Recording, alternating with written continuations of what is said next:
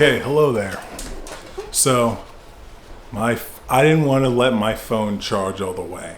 I was like, oh, I gotta record a video. And then I saw my phone was on 8%. So it's at like 32%. So, ideally, can we get this video in before my phone dies? I think we can. I think I'll probably get down to about 10% or something like that. Anyways, hello there, hello, and hello. You are marvelous, which is part of the theme of this video, but you are marvelous, whoever is watching this. The 30,000 million people who are watching this, you are marvelous, each and every one of you. And I don't mean that in a way where it's, oh, you're marvelous, like a very superficial way. The occult teacher, Brother Panic, when I took his class, he said, I love you. But he's like, I don't like love like you. I love what's inside of you. So that's the distinction I want to make, is that you are marvelous, but really what you have inside of you, and I don't mean just like your liver, I mean your deep inner,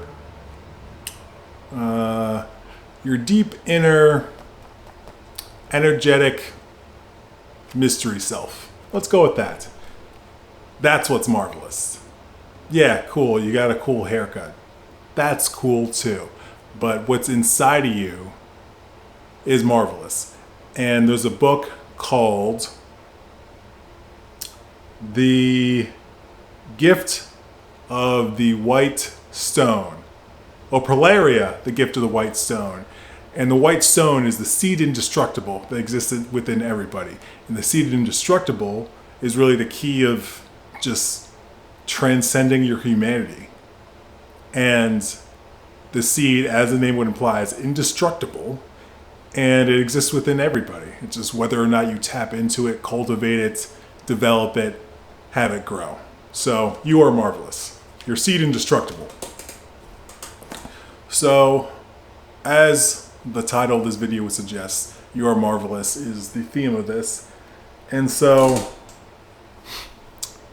how that came about was my car, a couple months ago at this point, was parked outside of where I live, my home, and it got hit and run. Just someone smashed into it. It was actually very absurd. But yeah, they smashed into it and then drove off. I don't know what happened there, but probably were driving without a license or a suspended license, who knows. But the funny part is I didn't go to work that day, and I wasn't feeling too great, so later in the afternoon I took a little nap, right? And I wake up, and I have windows looking out onto the street, and I look outside and I see a car on my neighbor's lawn, and I'm like, oh my goodness, I hope everybody's all right. Wow, that really sucks. I just hope everybody's all right. And I was like, hope my car's all right. And I look to where I parked, car's not there. And I'm like, And I look at the car on the lawn, and I'm like, oh, that's my car that got smashed into onto my neighbor's lawn. How about that? So, to make a long story short, where I'm going with this is that to get to work, and I live near my job, I have to take public transportation, buses and trains mainly. And due to this, I've been just around more people, right, than I previously was, right? Just being on buses, being on trains, just time with people I don't fucking know. And two things started to happen that I noticed, because I'm a very aware person, everybody, is that one, I realized that I very easily can send lusty energy eyes at women. And I didn't like that I was doing that. And it was until I was put in these situations where I'm just around women I find attractive, much more than I was before, driving my car by myself, maybe someone could drive by like, hey, she's attractive. But being inundated, that's a funny word to use, around many women I found attractive, I was like, I don't like all this lust energy I'm sending their way. And for many reasons. For one, I was like, how many other men out there, letting that go by real quick. So you're like, what do you say? How many other men out there are sending lusty energy, thoughts, etc. towards this woman, right? So I didn't want to add on to that. And then also I was like, dude, have some more self-control also. So, I was really thinking about this, and I was like, I need to, when these moments, when I see someone attractive, I need to have something that'll bring me back, that'll just help me just not just be leaking lust everywhere. And the other thing that happened, just being on public transportation, not so much the train per se, but being on the bus, I realized how, I already knew this about myself, but I realized how judgmental I am. And that bothered me too. So initially it was really about the women I find attractive and not just sending lust energy at them. But it kind of spun into also the judgment thing. So I was like, what's something I can say in these situations where I'm feeling judgment, where I'm feeling lust, to not create more of an energetic mess in the world, for other people, for myself. And at first, the phrase I came up with is, I bid thee well. So if I saw a woman I found attractive, I'd be like, I bid thee well. I don't know where that phrase came from. I don't know. I was reverting back to I bid thee well. I feel like that's like 1900s speak. But I was like, you know what? I'll figure something out later, but I just wanted something to roll with. So, in these situations, if I was like, I would see someone on the bus and like instantly I just felt myself just wanting to just send out some sort of judgment, or it's like I just saw someone attractive, I would just be like, I bid thee well, right? So I did that for a few weeks, and it was very helpful. But then one day, I was just like, you are marvelous. I don't know why I came up with that phrase, but it just kind of came to me. And that's what I've been going with. So and it's expanded to just anybody, right? If I see anybody when I'm just out, when I'm at work, I just say, you are marvelous, right? Because it's like, I don't need to fill in the gap with like, oh, what's this person doing? Why is this person doing this? Oh, she's hot. Oh, look at that ass. Like, I don't need to feed into that energy, right? I can just like say, oh, you are marvelous, right? And especially when it's very challenging. When it's like very challenging, where it's like someone's doing something that's on my ego mind side is just rubbing me the wrong way, right? And those are the times where it's like the most important. Also where it's like I find someone incredibly attractive, and my normal go-to would be like, oh yeah, oof, oh baby. Not that I would do all that, but out loud, maybe internally. Because I consider myself an enlightened man, and I was like, I can't be living a double life. I can't be like occult, spiritual, but not working on these things in my own life. So, I've just been doing this practice, probably been about a month now, where it's just like, yeah, you're marvelous. And it's funny when I'm somewhere, maybe I'm thinking about something in my own head, and then like I snap out of it, I'm like, oh yeah, you are marvelous. And I'll go back to, and also I kind of tie in, like, not just kind of like looking at people and just kind of, you are marvelous, but smiling, just sending a smiling, heart-filled energy towards a person that they are marvelous. And it's been so helpful. It really has been so helpful. To eliminate those previous things, the lust energy sending and the judgment energy sending, and also B, just really appreciating people more. And really just being more compassionate to people, like in real time. And I remember when I started doing this, I thought of the Buddhist slogan that everyone was your mother, right? And, it's the idea of that, it's like everyone's been your mother, so you show compassion to everybody. And listen, if you got an issue with your mother, fill in the blank with somebody else, right? Your best friends, your uncle. Doesn't matter, but it's the idea that no matter who you are seeing in your life was your mother. And now, does it literally mean that they were your mother? No, because that would mean you would have had 7 billion past lives.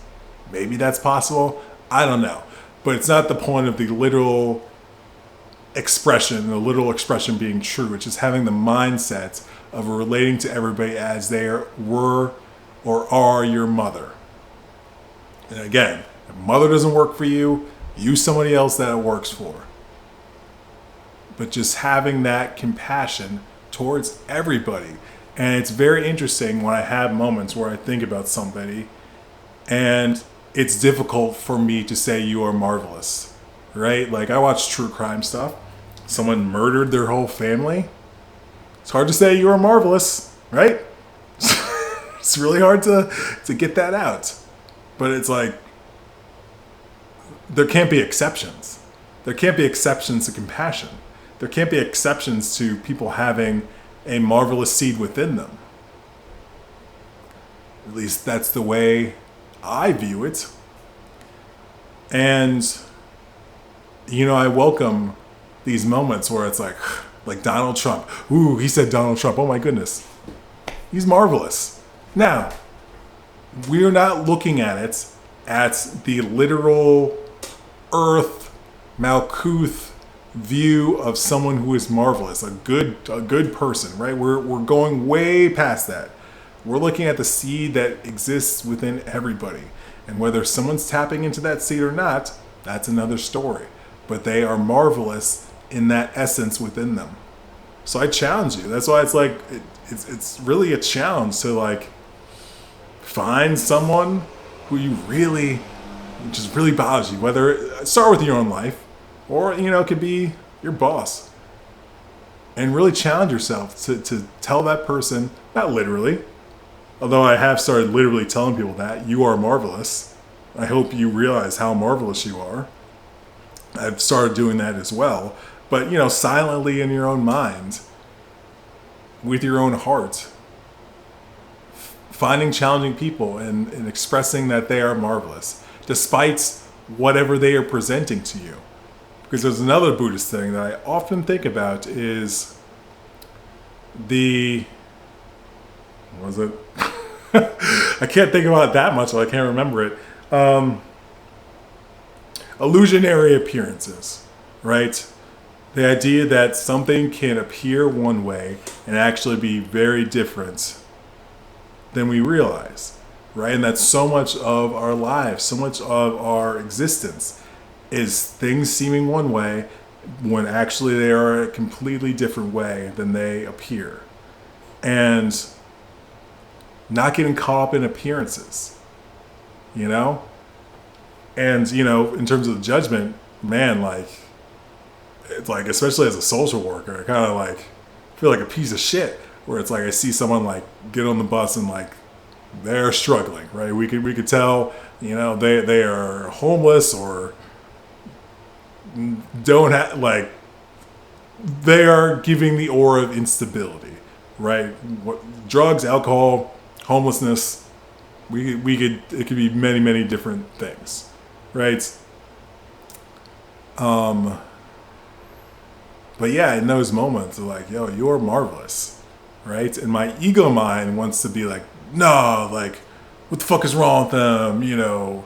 They need to do this, they need to do that, right? These are all judgments. These are all just silly ego mind judgments that, first of all, they could have done all those things and still be in the situation they're in. And two, me projecting all these judgments at them, that's not going to help. There's no way any of that's going to help these judgments I have about them based on how they are presenting in this small moment in time where I'm seeing them get on the bus. And, it's really helped me reflect on a few things. One, that, I'm going to get to this in a second, where a lot of times what it is, at least the way I think it is for me, is that I need a reason that that person is separate from me, right? I need something that I can demonstrate that is like, well, I know we're connected to everybody, but I'm not connected to that, right? And it's really funny to really break it down because, we do so much to just prove to ourselves that we are separate, that we are different. Like I went for a walk the other day, and walking, people going by, you are marvelous, et cetera, et cetera. And this white couple, I'm assuming they're a couple, a white woman and a white man, walked by me, and I'm like, you're marvelous, right? And in that moment, I was just thinking about like, man, like, we're always doing so many things to be like, well, that white woman is so different from me. That white man is so different from me. Now, and again, illusion of appearance, right? We could be like, oh man, they're white. They probably have this great life, et cetera, et cetera. They could be struggling with the same shit as you, it just looks differently. It's a different jacket they're wearing, but anxiety, depression, grief, not having enough money, or maybe they have all that, but maybe their father and mother don't love them, and you came from a loving family. Maybe your parents and your family was poor, but they loved you. We don't take these things into account when we see people. We just immediately look at their appearance and judgment, right? That's why it's like the idea of like, this is a hard left, but like a rapist, right? We think it's like, ooh, like they look this sort of way, they look that sort of way.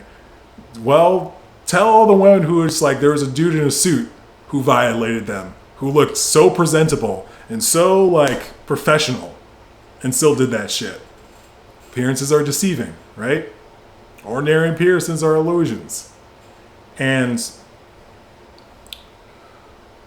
we look for so many reasons for separateness, for that not to be true. Actually, I went to see the new Scary Movie with the homie AG, and I don't know why I did a gun thing, but whatever. Before I record a video, I'm always like, I don't want to do it, this and that. And I'm always kind of just like trying to talk myself out of it. And then once I start doing it, I just have such a blast. It's just so funny, the turnarounds.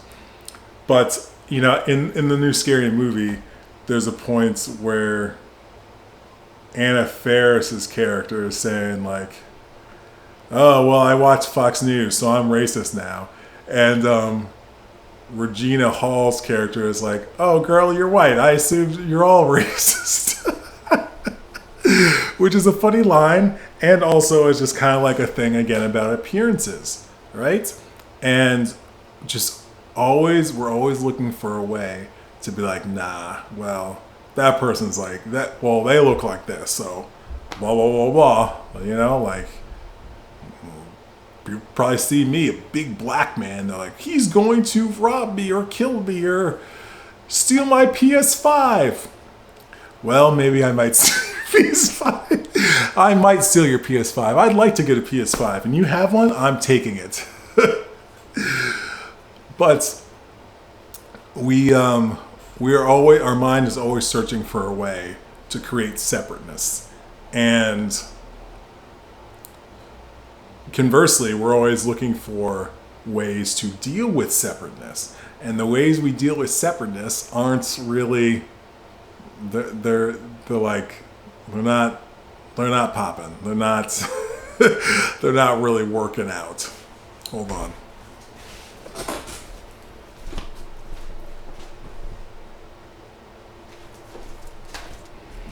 I always get paranoid recording a video. Because it's like the shit where it's like you're recording, you're on a phone, and then you don't hear like the call drop, and you're just talking and talking and talking and talking. And then you're like, what is this? Who is calling me?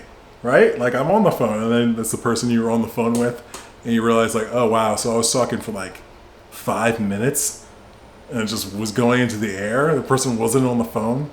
So I always get concerned that's happening with the video. Just something happens and it stopped recording. And I was like, oh man, I'm getting it. And it's like, it's only 2 minutes. It's only 2 minutes of video.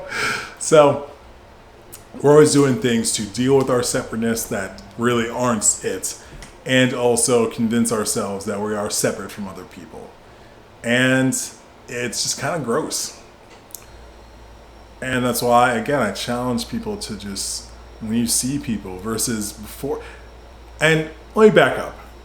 Having judgments isn't necessarily a bad thing. All right, let me be clear about this. Having a judgment is not necessarily a bad thing. However, if I'm just having judgment about random people that I probably won't ever see again, or maybe if I do, whatever, if I'm just having judgments about random people, then it's like, that's just a waste of energy, first of all. I could be doing so many things with my mental energy versus having a judgment about this random person on this bus, or having a judgment about this random person on the train. Why are they doing that? Why are they why are their legs crossed like that? Why are they wearing that shirt? That's not a great shirt. You know, it could be so many things. So so judgments aren't bad, because it's like, if you are deciding on dating someone and then you find out they smoke crack, you know, you might have a judgment about that. You might be like, you know what? I don't want to hang out with this person who smokes crack. I don't want them in my life. Or you might be like, you know what? I want to start doing crack again, so I will date them. I will date them because I'm pro crack. So judgments aren't bad, but it just has to be like, there has to be context. You have to curate your judgments, essentially. Or if it's something directly involving you, directly involving your life that affects you immediately, yes, have some judgments. Have some, and the like term judgment just kind of gets a bad rap. It's like, oh, this is a judgment-free zone. Well, should it be? Should it be a judgment-free zone? That's the question. Because I think you need some judgment. You need some judgment. You're not going to be like, oh yeah, she killed her last boyfriends? I will marry you. You know, there has to be room for such judgment, but it's just the ego mind will just hijack the judgment mind, and just every little thing that someone does, that you observe, that you witness, you will have a judgment on. And, you know, I have judgments about all sorts of things. I'm like, why did they put this fence up like that? Why is that sign like that? Why is that car like that? Right? You know, I wouldn't say it's necessary, but I'd rather have a judgment about like an inanimate, a non-person energy than a person, right? Now, probably all judgments that aren't really serving a purpose for me, I should really just cut those out. But, you know, and I do, just when I see anything, it could be a car, you know, it could be a building, like, yo, you are marvelous, building. You are marvelous. And it's funny when I just like go so extra with it, where I'll just see a group of like, yo, I don't even know how this train hasn't melted from all the marvelousness that's just seated in this train right now. It's just really absurd that the steel of this train hasn't just been eviscerated from all the marvel that is present from all these people. And yeah, you gotta have some judgments, and you need to just stop making up a reason for separateness. It's like, it's really annoying, and just I really realized the underlying aspect of that once I started being like, yo, you are marvelous. Because I started reflecting on like, okay, if I wasn't saying this, what would I be thinking about this person? Right? And yeah, it's just really just always want to be like, oh, yeah, you over there. No. We'll just keep you over there because of X or because of Y. So, separateness. And I highly recommend this book. The book I've been moving around this video. The Art of Loving by Erich Fromm. You know, on the cover it says, and I quote, provocative, challenging. The book aims to discuss love in all aspects. You know, when I started it, I was like, provocative and challenging. Interesting. We'll see. And what page am I on? It's a short book. I'm on page 50 out of like 130 or so. And by golly, this book is provocative and challenging. And numerous times when I read it, I'm like, whoa, okay, Eric, whoa. I just got to put it down and kind of just reflect and digest what I just read. Because he really, like a good psychoanalyst does, really gets to the psychological underpinnings of love and discusses the idea of motherly love, fatherly love, brotherly love. Also, you know, I'm currently on the section where he's talking about erotic love. And this Negro, he's not black, this Negro slam dunked on my consciousness so hard when talking about erotic love. I'm actually going to read an excerpt. So, in erotic love, there is an exclusiveness which is lacking in brotherly love and motherly love. This exclusive character of erotic love warrants some further discussion. Frequently, the exclusiveness of erotic love is misinterpreted as meaning possessive attachment. One can often find two people in love with each other who feel no love for anybody else. Their love is in fact an egotism à deux. They are two people who identify themselves with each other, who solve the problem of separateness by enlarging the single individual into two. They have the experience of overcoming aloneness, yet since they are separated from the rest of mankind, they remain separated from each other and alienated from themselves. Their experience of union is an illusion. So, give me goosebumps. Eric, oh, baby. So, just even in that short thing, there's a lot to unpack there. First of all, he makes the point that it's like, if you can't just like love other people, right? Especially if like someone's like vulnerable and helpless, like, fam, your love is a sham. Your love is a fucking sham. Okay?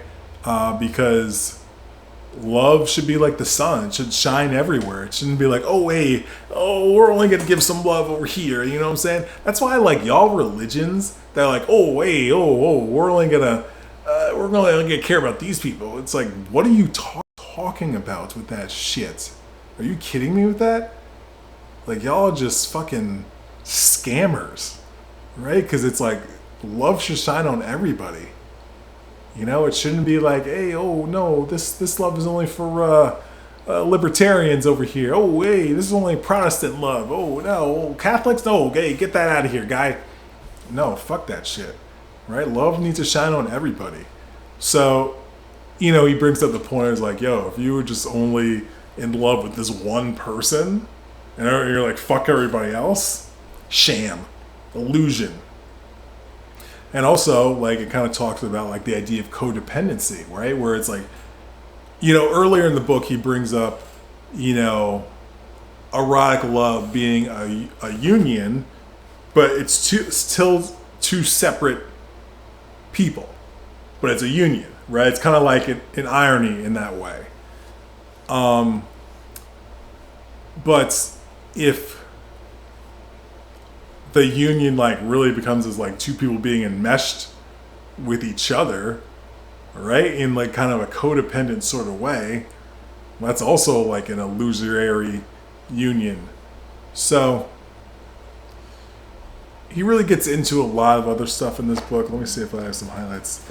It's one of those things where it's like I started underlining and then it's like, Eric, I can't underline your whole book.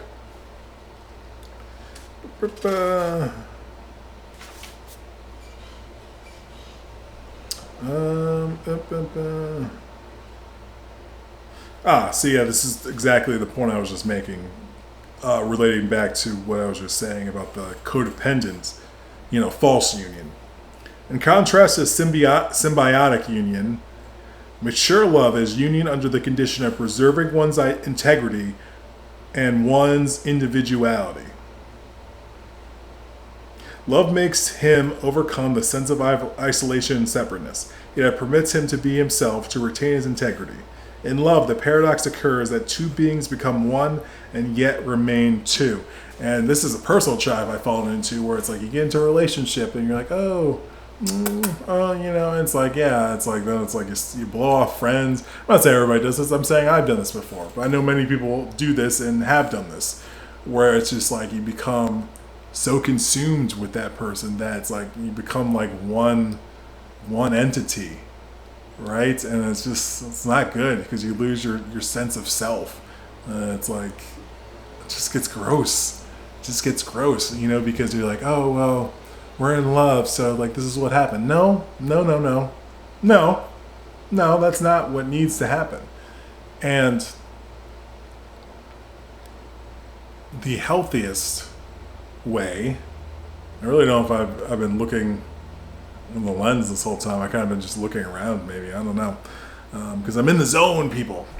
So the separateness, right? We think it's like, oh, well, if I don't want to be separate, then I need to completely merge myself with another person. Yes and no. You need to transform and union with another person through love, but you still need to be yourself. You still need to have your own boundaries. You still need to have your own just space, like not just like physical space, although that's important too, but just psychological, emotional space. It can't just be all bundled together, where it's like you just got one mind, one heart. I think, and that sounds romantic, and that sounds all cutesy. Oh my goodness, we share one soul, and blah blah blah blah. I get it, right? It sounds good poetically speaking, but psychologically speaking, there could be issues, right? Because you could just be enmeshing your consciousness with that other person's consciousness, not in a good way, right? In a codependent way, in a unhealthy dynamic way. And Erich here is shedding light on this. And this book was written in the 1920s. It could have been written yesterday, because it is so juicy, and it will have you looking at love and relationships and just all the shit in a completely new light, because I know I do now. I know I do. And currently I'm not in a relationship, but when I'm next in a relationship, I'm gonna be like, yo, before we start dating, you need to read this book, and then we will discuss this book. Like, seriously, like, if I was like a couples counselor, I would just hand this book out to couples. Like, okay, you both read this book, and then we will come back and we'll discuss the points in this book, because it really flips a lot of, again, kind of like romantic thinking. And obviously it goes into other types of love, not just romantic, erotic love, but it kind of flips a lot of ideas about love on its head from a psychological perspective. Even talking about motherly love, right? Because it made the distinction about, like, motherly love is unconditional, right? When you're a child growing up, your mother's caring for you. You can't care for yourself. You're just fucking, you're new in this world. You're like, I don't know what the fuck is going on here. Mom, help me, right? So it's that unconditional love. It's like, he describes it as, you don't need to do anything to deserve this love, right? It's like the fact that you are here is like, that's it in terms of like needing to receive this love. You need to prove it. You need to do anything special. The fact that you're here means you get this unconditional love from mother, right? And, or, again, your motherly figure, whoever raised you, right? Whoever that was, right? If it's not your biological mother, it could be so many other people, right? But that unconditional love did not need to be earned by you, right? It was just given. It was just freely given to you. And as you grow older, right, it can be challenging, because you're able to do more things for yourself, and maybe this mother figure, could feel some type of way. It's like, oh, he doesn't need me to get his juice anymore. Wow. And it even got into the idea of how, this can turn into like kind of a narcissistic or domineering sort of traits, dealing with the separateness from mother and child, right? They're one, right? So it's like kind of interesting reverse, like a union, right? Mother growing inside child growing inside of mother, right? Child is born, but still highly connected to mother. And then as time goes on through just growing up, there becomes separateness, right? As the child matures, grows up, is able to care for itself more, right? There comes a separation. And now the mother could get a little salty. And he brings up also in this book about how, it's like you can be a loving mother, but you could be unhappy, and how that'll affect a child, right? It's like someone could be loving, but they could still be personally unhappy, and kind of the effect that'll have on their child, He sort of described it as like milk and honey, right? The milk is like the loving part, the unconditional love. And the honey is like the happiness that's given to the child. And not everybody gets both, Not everybody gets both. So Erich really, really goes into many, many things. And I was glad to get this book used because it came with a $100, a $20 franc note. You would have thought I'd gone to France. An interesting thing about at least French money from 1997, they put artists on their money. This guy is Claude Debussy. I don't know how you say his name, but he was a composer, I believe. I looked it up, and I was like, yo, can we get Miles Davis? Can we get Miles Davis on a $20 bill? You know what I'm saying? So, I'm trying to think if there's anything else juicy in here. And yeah, he talked about the ways that we deal with the separateness that we experience. And, alcohol and drugs, that's number one. Conformity, that's another one. Also creating art, which I thought was very interesting. Because it's like when you're creating art, you're creating a union with with the paint and the canvas, or whatever you're doing, what you're writing. You're creating a union that way. So I thought that was interesting as well. And it just talks about all these ways we deal with separateness that are really kind of just band-aids and aren't really cures to our separateness, but really like true love is the antidote to the separateness. But that requires a level of transcendence of your ego, a transcendence of your just toxic mindsets about what it means to unify with someone in love. And again, this could be many different types of love, not just romantic love and erotic love. This could be love of your neighbor, love of your friends, love of your family. There's many different ways this can go. And to circle back to where this conversation started, I started realizing through the practice of just telling people you are marvelous in my own mind. Again, I do literally tell people this now, but in my own mind, just through that practice, it made me realize just all the ways we will use just our thoughts to create separateness, right? And versus creating love, right? Creating moments of compassion to somebody. And it's interesting because it's like, I feel I'm a compassionate person and, want to put out good into the world, want to put love out in the world. But I realized, I had some blind spots. And, this is the part of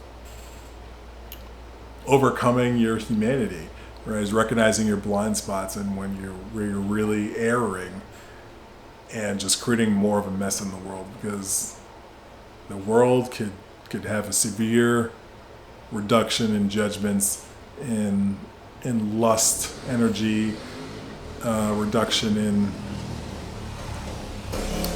just so much, in these moments when we just may not even talk to somebody, but we interact with them and we see them, and we probably have some sort of thoughts or feeling about them. And how often is it positive? How often is it negative? How often is it just not helpful to them or you? So these are some things to think about. Thank you for watching. And remember, get the book, The Art of Loving, okay? I got this book for $5 on Thrift Books. Thrift Books, they should build me a statue, because I buy so many books off of there. I get these amazing books for literally $5. The fact that this amazing book was only $5 is just, and this has happened so many times where I get these just amazing used books for like $5, and I'm like, the fact that I got this for $5 is, it just blows my mind sometimes. That, like, I feel like I'm cheating sometimes. That's like, yo, I got this wisdom and knowledge and information for $5. What the fuck? It blows me away. So check out this book. Highly recommend it. It quickly shot to the top of my always recommend books list, which if you saw my last video, there's a few of those that I always recommend on there, because it really gets the heart of obstacles that people have with, expressing love and dealing with love. And kind of like the crux of the book is the idea of love is an art. It requires mastery. It requires work. It's not you just like fall into love like a passive thing. You're like, oh, I'm just in love. Okay, whatever. No, you gotta fucking work at it, man. You gotta clock in. If you ask anybody who's been in a marriage for years and years and years, like decades and decades, unless they're just they don't care and there's like whatever, and like they're just fine being in a dysfunctional marriage. But if they're in a healthy marriage, that required work, right? That required patience. That required so much effort and work for it to work. It's an art form and requires mastery. And what does mastery require? At least 10,000 hours, to use that way of thinking. So, highly recommend this book. Check it out. And remember, you are fucking marvelous.